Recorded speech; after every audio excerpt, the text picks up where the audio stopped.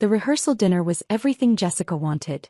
Crystal chandeliers, imported orchids cascading down marble columns, and 200 guests watching her performance. She'd transformed the Grand Meridian's largest ballroom into what she kept calling my vision of perfection. "Emma, you're standing in the shot," Jessica snapped, waving me away from the archway where the photographer was setting up. "Actually, could you check with catering? I specifically requested the prawns be presented on ice sculptures, not those basic silver platters." I nodded and stepped back. The staff badge she'd given me that morning hung around my neck, white instead of the gold ones her actual wedding party wore. "Guest services volunteer," it read, though Jessica had been telling everyone I was helping out because I didn't really have a career anyway. Mom appeared at Jessica's elbow, adjusting the sample centerpiece for the 40th time. "Honey, this is absolutely spectacular. When I think about what you've accomplished, Senior Marketing Director at 32 this venue Marcus's family, I just couldn't be prouder." "Thanks, Mom." Jessica beamed, then turned to her future mother-in-law. "Catherine, the Grand Meridian has hosted 3 royal weddings and countless celebrity events. I had to book 18 months in advance." Catherine nodded approvingly. "Marcus told us about the cost. $250,000 for the weekend is quite an investment, but clearly worth it for this level of exclusivity." I felt my phone buzz in my pocket. Probably David Chin, my CFO, with the quarterly reports. The mechanical click of my heart valve was barely audible under the din of conversation, a souvenir from the surgery 8 months ago that my family had dismissed as Emma being dramatic about a routine procedure. "Emma." Jessica's voice cut through my thoughts. "The flowers for table 47 are wilting. Can you handle that? I need everything perfect for tomorrow." Table 47. My assigned seat, wedged between the service entrance and a decorative screen that would hide me from the main reception area. My name had been left off the program entirely. Jessica claimed it was a printing error. "Of course," I said, already moving toward the arrangements. "I still don't understand why you couldn't take time off from your little tech thing," Mom said, not quite quietly enough. "Jessica's wedding is important, Emma. More important than whatever consulting you're doing." My little tech thing. That's what they'd been calling Meridian Hospitality Group for 3 years. The company I'd built from a single boutique hotel into a portfolio of 47 luxury properties across 6 countries. Properties that included the Grand Meridian Resort where we currently stood, which I'd acquired 14 months ago for $340 million.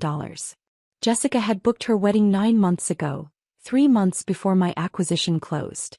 She had no idea she was planning her exclusive event at a venue I owned. Neither did Mom or Dad, who'd flown in from Connecticut specifically to marvel at Jessica's ability to secure such a prestigious location.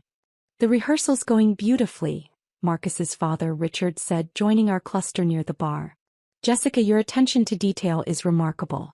This resort's reputation is impeccable." "I know," Jessica said, linking her arm through his. "They only accept the most discerning clients. I had to submit references just to get on the booking list." I watched her, remembering the references she'd probably used. Dad's law firm connections, Mom's country club network, Marcus's family money. The same connections that had gotten her into Cornell, her first marketing job, her promotion at 30. The same connections that had convinced them my hospitality management degree from a state school was settling. My phone buzzed again. This time I glanced at it. "Regional director arriving in 20 minutes. Confirming you'll be on site? David." I typed back. "Present. Keep it quiet until I signal." "Emma, are you on your phone?" Mom's voice carried disapproval. "Jessica's talking about the ceremony timeline." "Sorry," I said, pocketing the device. Jessica barely paused. "So the processional will be exactly 8 minutes. I've choreographed it to Pachelbel's canon, but the string quartet will do a custom arrangement that builds to Ms. Whitmore." A woman in the resort's management uniform approached hesitantly. "I'm so sorry to interrupt, but there's a small matter with tomorrow's ice sculpture delivery." Jessica's expression hardened. "What kind of matter?"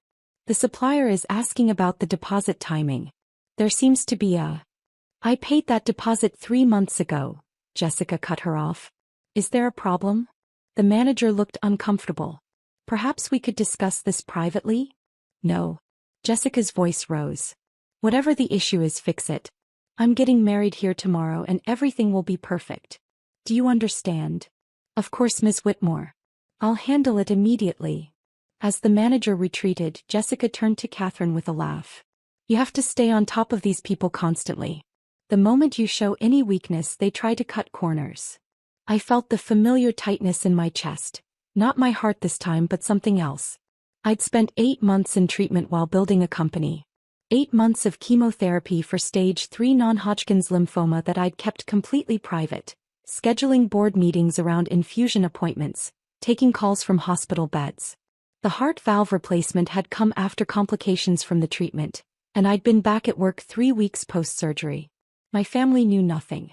They'd been too busy celebrating Jessica's promotion, Jessica's engagement, Jessica's venue selection. The few times I'd tried to tell them about the diagnosis, Mom had cut me off with stories about Jessica's latest achievement. So I'd stopped trying. I'd built Meridian Hospitality Group in hospital waiting rooms and recovery beds, acquiring properties across North America and Europe while my family assumed I was doing consulting work from my apartment. The $8.5 billion valuation we'd hit last quarter meant nothing to them because they'd never asked. Tomorrow's going to be perfect, Jessica said, surveying her creation. The photographer, the flowers, the venue, everything exactly as I planned it. It's breathtaking, Catherine agreed. You have exquisite taste, Jessica. My phone buzzed a third time. Director in the building. Heading to ballroom now. David. I straightened my volunteer badge and waited. The ballroom doors opened and Robert Morrison walked in, tall, silver-haired, carrying the kind of presence that made people stop talking.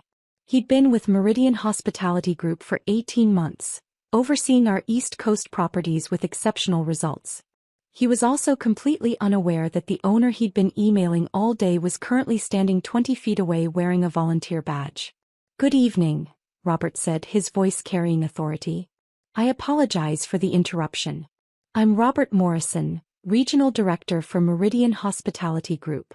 I'm looking for Ms. Emma Whitmore. The ballroom went silent. Jessica turned, confusion flickering across her face. I'm Jessica Whitmore. Is there a problem with tomorrow's arrangements? No, ma'am. I'm looking for Emma Whitmore. His eyes scanned the room and landed on me. There you are. Ms. Whitmore, I'm so sorry. I didn't realize you'd be in the venue this evening. I have the quarterly reports you requested, and David Chin wanted confirmation on the Singapore acquisition timeline. I saw the exact moment Jessica's brain tried to process his words. Her mouth opened slightly, closed, opened again. Mom's hand went to her throat. Dad, who'd been examining the wine selection, turned sharply. I think there's been a mistake, Mom said quickly. That's Emma. Or Emma. She doesn't work here, she's just helping with the wedding. Robert looked genuinely puzzled. I'm sorry, I don't understand. Ms. Whitmore is the founder and CEO of Meridian Hospitality Group. She owns this property, along with our other 46 locations. That's impossible, Jessica said flatly. I assure you it's not. Robert pulled out his tablet, turning it to show the screen. Ms. Whitmore acquired the Grand Meridian 14 months ago as part of our East Coast expansion. She oversees all operations across our portfolio, which currently employs approximately 1,400 staff members across 6 countries. The color drained from Jessica's face. Emma. I removed the volunteer badge slowly, meeting her eyes. The acquisition closed 3 months after you booked your wedding. You were already locked into your contract by then. But, Jessica's voice cracked. You said you did consulting. Tech consulting. I said I worked in hospitality management, I corrected gently. You assumed consulting. Mom called it my little tech thing. I stopped correcting you after a while. Dad stepped forward, his lawyer instincts engaging. Emma, this is clearly some kind of misunderstanding. You can't possibly own. The company valuation hit $8.5 billion last quarter, I said. We're projected to reach $12 billion by year end. I started with a single property in Vermont 5 years ago and built from there. The Grand Meridian was our largest single acquisition to date. Marcus's father, Richard, looked between Jessica and me with dawning horror. You told us your sister worked in tech support. That's what we thought, Mom said weakly. Robert was still standing there, professional confusion evident on his face. Ms. Whitmore, should I come back? I can handle the quarterly reports remotely if this is a bad time. It's fine, Robert, I said. Actually, while you're here, Ms. Jessica Whitmore's wedding tomorrow. I want you to personally oversee every detail. Assign our senior event coordinator, upgrade the floral arrangements to the premium package at no additional cost, and make sure the photographer has access to the rooftop terrace for sunset photos. Jessica made a small sound in her throat. Consider it done, Robert said. Ms. Whitmore, anything else? That's all for now. Thank you, Robert. He nodded and left, leaving a silence so profound I could hear my heart valve clicking in the stillness. You own this place, Jessica finally said. It wasn't a question. Yes. The whole resort. And 46 others. Meridian Hospitality Group has properties in New York, California, London, Paris, Singapore, and Dubai. We're finalizing an acquisition in Tokyo next month. Catherine turned to Jessica with an expression I couldn't quite read. Your sister owns the venue. Jessica, did you know? Of course not. Jessica's voice pitched higher. She never said, she never told us. You never asked, I said quietly. When I tried to tell you about the Vermont property, you were busy planning your engagement party. When I acquired the second hotel, you were celebrating your promotion. Every time I mentioned my company, someone changed the subject to talk about your achievements. That's not fair, Mom protested. You should have been clearer. We thought you were doing freelance work from your apartment. I was recovering from stage 3 lymphoma, I said and watched them freeze. 8 months of chemotherapy. Heart valve replacement after treatment complications. I scheduled board meetings around infusion appointments and closed the Grand Meridian acquisition from a hospital bed. I tried to tell you the day I got diagnosed, but you were too excited about Jessica making senior director to listen. Jessica's face went white. You had cancer? Non-Hodgkin's lymphoma. My heart valve is mechanical. You can hear it click if the room's quiet enough. I've been in remission for 4 months. Why didn't you say something? Dad demanded. I did. Multiple times. You didn't hear me. I looked around at all of them. Family who dismissed every achievement, ignored every attempt to share my life, reduced everything I'd built to a little tech thing that couldn't possibly matter compared to Jessica's corporate marketing position. Marcus touched Jessica's arm gently. Maybe we should talk privately. No. Jessica's voice steadied. Emma, I don't understand. If you own this place, why did you let me treat you like... She gestured helplessly at the volunteer badge in my hand. I wanted to see if anyone would notice, I admitted. If anyone would question why the venue owner was wearing a volunteer badge and taking orders about wilted flowers. If anyone would think it was strange that I was seated at table 47 behind a decorative screen. That's manipulative, Jessica accused. That's honest, I countered. You've spent 3 days telling everyone about your exclusive venue, your prestigious location, your impeccable taste. Not once did you ask about my life, my work, or why I might be checking acquisition papers before your rehearsal dinner. Robert reappeared at the ballroom entrance. Ms. Whitmore, I'm sorry, but David Chin is on the line. Something about the Singapore property requiring immediate attention. Tell him I'll call in 10 minutes. Of course. Robert disappeared again. The silence stretched. Finally, Catherine spoke, her voice careful. Emma, I apologize. We clearly made assumptions based on incomplete information. What you've built is extraordinary. Thank you. Jessica, Catherine continued, turning to her future daughter-in-law, perhaps you should thank your sister for the upgraded arrangements and her discretion. Jessica's jaw worked. Thank you, she managed, the words clearly painful. You're welcome, I said. Your wedding will be beautiful. Robert will make sure of it. That's it. Mom asked. You're just going to what? Let her have the wedding and pretend none of this happened. I'm going to let her have the wedding because I keep my business commitments, I said. What happens after that is up to all of you. But I'm done being invisible. I'm done being the disappointing daughter with the little tech thing. And I'm done pretending it doesn't hurt. I picked up my bag, Hermes, purchased after closing a $400 million deal in London, and headed for the doors. Emma, wait. Jessica's voice stopped me. I'm sorry. I didn't know. I should have asked. I should have. Yes, I agreed. You should have. Can we fix this? I looked back at her, at all of them standing in the ballroom of my resort, finally seeing me for the first time in years. I don't know, Jessica. Can we? I left before she could answer. 6 months later, I stood in my office on the 42nd floor of Meridian Tower in Manhattan, reviewing the Tokyo property's opening numbers. Excellent revenue, strong booking rates, media coverage exceeding projections. My assistant knocked. Ms. Whitmore? Your sister's here. She says she has an appointment. I checked my calendar. There was Jessica Whitmore, 2 p.m. Send her in. Jessica looked different, less polished, more uncertain. She took the chair across from my desk and set down a folder. I brought the financial statements you asked for, she said. From my marketing firm. Your firm. I raised an eyebrow. I left the corporate job.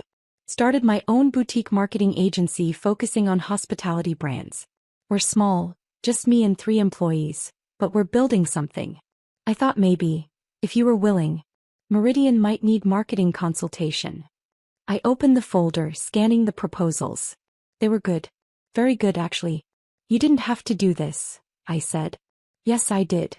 Jessica met my eyes. I spent 6 months thinking about what you said. About being invisible.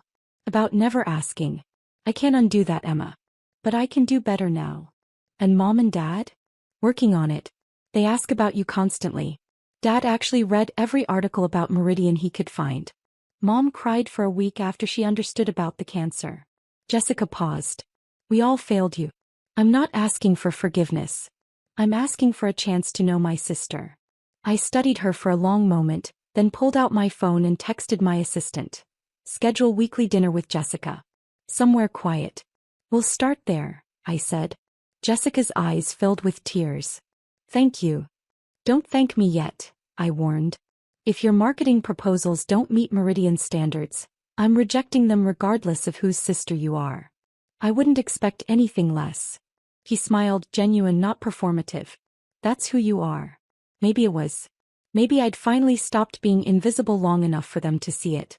My heart valve clicked softly in the quiet office, a reminder of everything I'd survived to build this. Not for their approval anymore. For myself. That made all the difference.